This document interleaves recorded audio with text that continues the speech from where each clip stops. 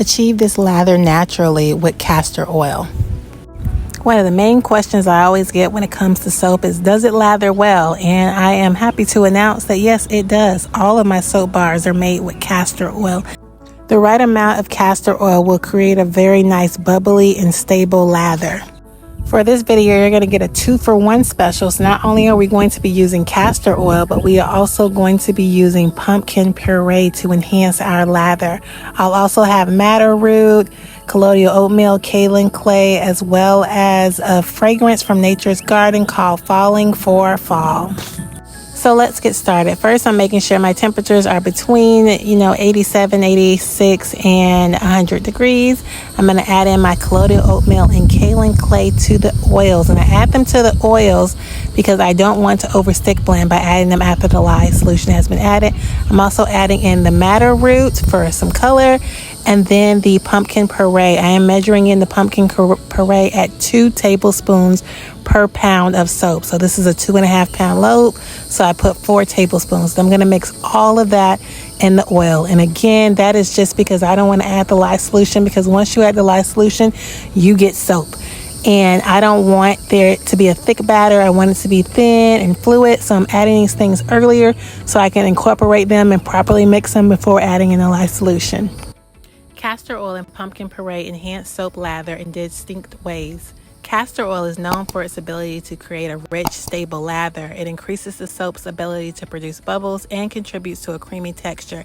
It should not be used more than at 10% added to your soap recipe. If it's more than 10%, then you risk having a sticky soap bar. So I usually add it in at about 5%, but you can go anywhere up to 10%.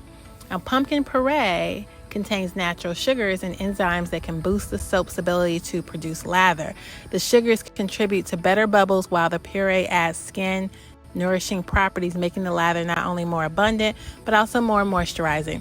And I added in at 2 tablespoons per pound of soap. So in this soap bar there will be 4 tablespoons.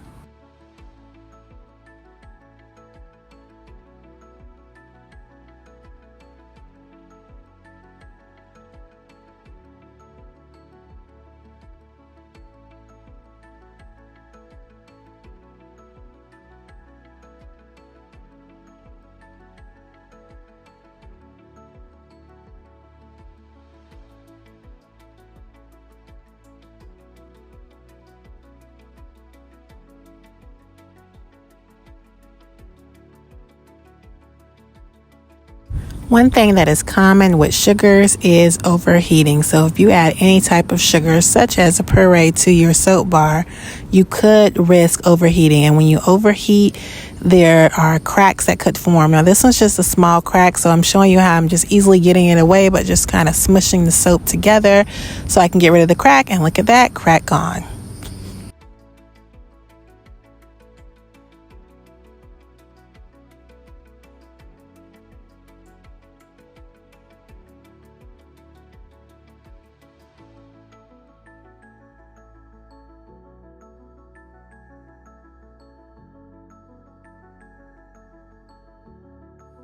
I love the color of this bar. The pumpkin puree and the madder root came together very, very nicely. So this is also another way to achieve a natural colorant without using pigments, because madder root is natural root.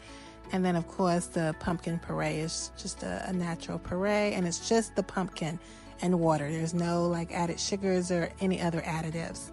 So at the end of this month, I am focusing on lather videos this month. So at the end of this month, I will do a lather test of all the soap bars that were made.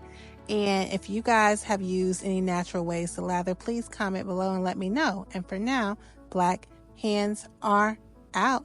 Bye-bye, guys.